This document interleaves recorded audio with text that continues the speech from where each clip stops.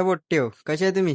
जय श्रीराम. फटकेची अंगठून धुवून गल्लीत आलो. गल्लीतून पाहतो तर टेंटवाल्याची गाडी येईल होती. मग उशीर न करता लवकर मस्त पूजेचं ताट तयार करून दिलं. मंडप पूजनला सुरुवात केली. अध्यक्षाच्या हातातून नारळ फोडून मंडप पूजन झालं. पण आपल्या देवीचा मंडप टाकायला पण सुरुवात करून दिली.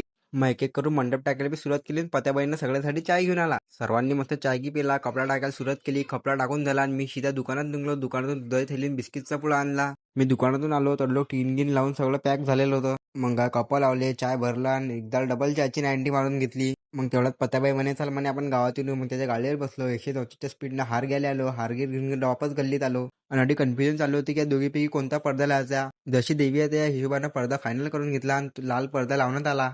आपल्या मंडपाच्या गेटावर झल्लर गिल्लरचं काम सुरू झालं. झल्लर गिल्लर लागून गेलं. आणि आजच्यासाठी एवढंच. भेटू आता पुढच्या व्लॉगमध्ये. तोपर्यंत जाता जाता आपल्या मंडळाची व्हिडिओ पाहून जा. वजन खूप मोठं आखले, ना पैशासाठी ना प्रसिद्धीसाठी. आम्ही दिवस रात्र एक करतोय आमच्या या नावासाठी.